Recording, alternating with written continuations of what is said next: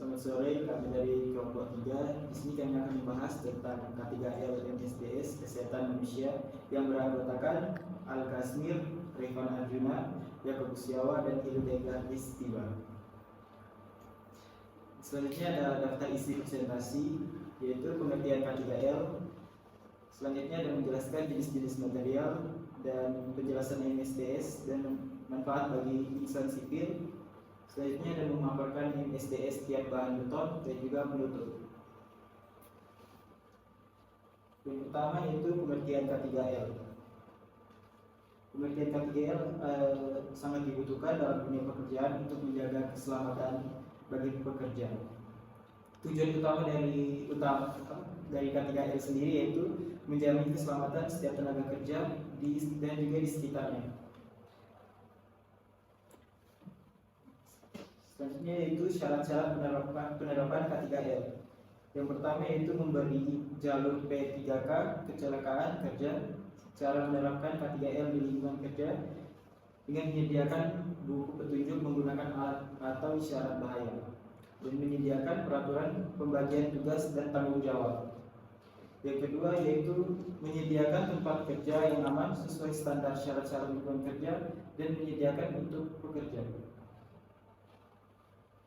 Yang berikutnya adalah menjelaskan jenis-jenis material beton. Yang pertama adalah bahan penyusun beton, yaitu ada air, semen, agregat halus, agregat kasar, dan aditif.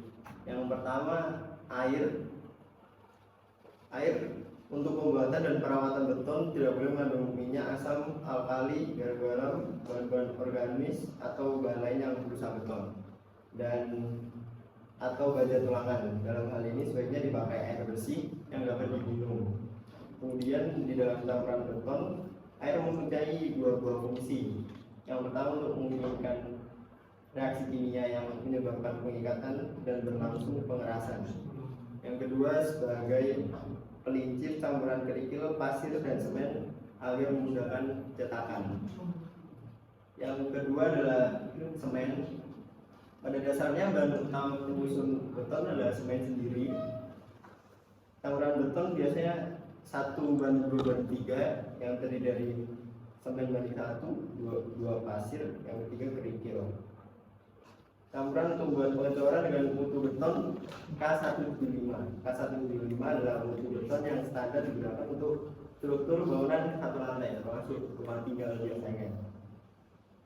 Yang ketiga, agregat halus adalah mineral alami yang berfungsi sebagai bahan pengisi dalam campuran beton yang memiliki ukuran tidak kurang dari 5 mm atau lolos saringan nomor 4 dan tertahan pada saringan nomor 200.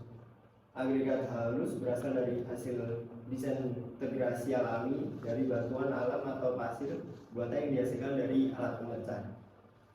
Yang keempat adalah agregat kasar. Agregat kasar yang dipakai biasanya berupa batu alam. Batu alam bisa termasuk batu kali atau semacamnya, maupun batuan yang dihasilkan oleh industri pemecah batu. Agregat kasar adalah batuan yang mempunyai ukuran butir antara 5 mm sampai 40 mm. Bedanya dari agregat halus sebelumnya, agregat halus cuma sampai 5 mm, tetapi kalau agregat kasar sampai 40 mm. Kemudian aditif. Aditif ini ditambahkan ke dalam adonan semen untuk memperpanjang umur beton, memperkeras dan memperbaiki rupa beton. Aditif dapat berupa serbuk atau cair. Biasanya aditif beton ditambahkan untuk memberikan rekayasa beton seperti memperkuat, menambah daya rekat dan menjaga kerusakan. Berikut penjelasan tentang MSDS dan manfaatnya bagi insan sipil. MSDS adalah dokumen yang memberikan informasi penting tentang bahan kimia atau produk berbahaya. MSDS dirancang untuk memberikan panduan kepada pekerja, pengguna, dan penanganan bahan kimia agar dapat menggunakannya dengan aman. Informasi yang biasanya terdapat dalam MSDS meliputi: pertama, identifikasi produk, biasanya ada nama bahan kimia dan informasi produsen. Kedua, komposisi, komponen-komponen utama dan kandungan kimia dalam produk tersebut. Yang ketiga, bahaya fisik dan kimia. sifat-sifat fisik dan kimia bahan seperti titik lebur, titik didih, dan stabilitas kimia. Keempat, bahaya kesehatan. Informasi tentang potensi bahaya kesehatan yang dapat diakibatkan oleh bahan tersebut, termasuk gejala-gejalanya. Kelima, langkah-langkah pertolongan pertama. Petunjuk mengenai tindakan yang harus diambil jika terjadi paparan atau kecelakaan. Langkah-langkah pengendalian, panduan tentang bagaimana mengendalikan bahan kimia dengan aman, seperti penggunaan peralatan pelindung diri. Keenam, langkah-langkah pemadam kebakaran. Instruksi untuk pemadam kebakaran yang melibatkan bahan kimia tersebut. Ketujuh, tindakan penanganan dan penyimpanan. Cara yang tepat untuk menangani, menyimpan, dan membuang bahan kimia. 8. Informasi toksisitas, tingkat toksisitas bahan dan efek kesehatan yang mungkin terjadi dari paparan jangka pendek dan jangka panjang.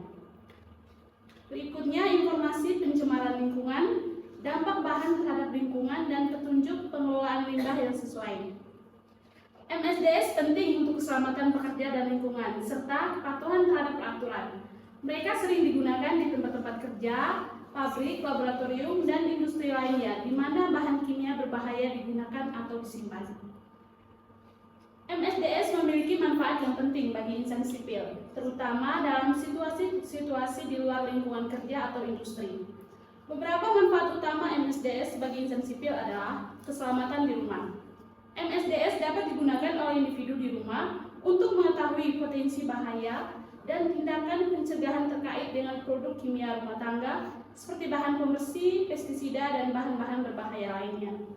Kemudian, penanganan darurat. MSDS dapat memberikan informasi vital tentang tindakan yang harus diambil dalam situasi darurat seperti kecelakaan kimia di rumah atau dalam kebakaran. Berikut pilihan produk yang aman. MSDS membantu konsumen memilih produk yang lebih aman dan memahami potensi bahaya terkait dengan produk sebelum membelinya. Dengan demikian, MSDS bukan hanya relevan dalam lingkungan kerja, tetapi juga merupakan alat yang berguna bagi konsumen dan individu di masyarakat umum untuk mengambil keputusan yang lebih aman dan bertanggung jawab terkait dengan produk kimia yang mereka gunakan di sekitar rumah dan dalam kehidupan sehari-hari mereka.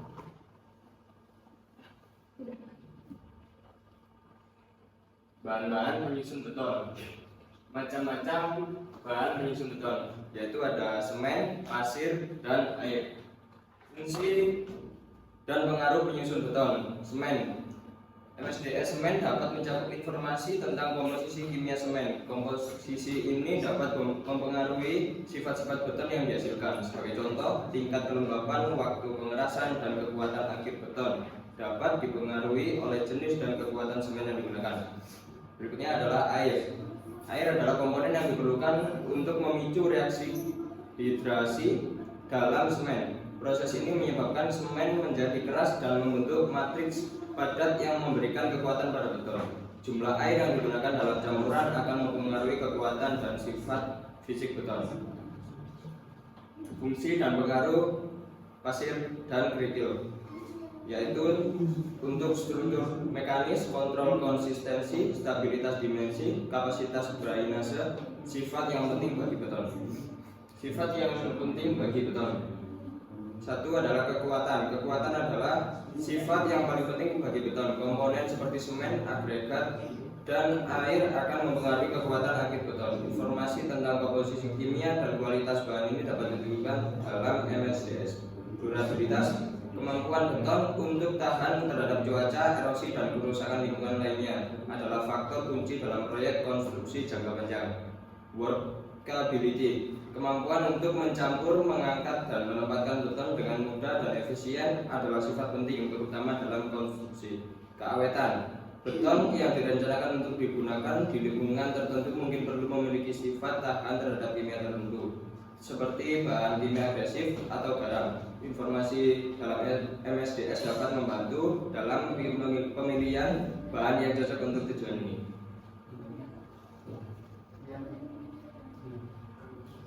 Sekian, terima kasih dari presentasi kami.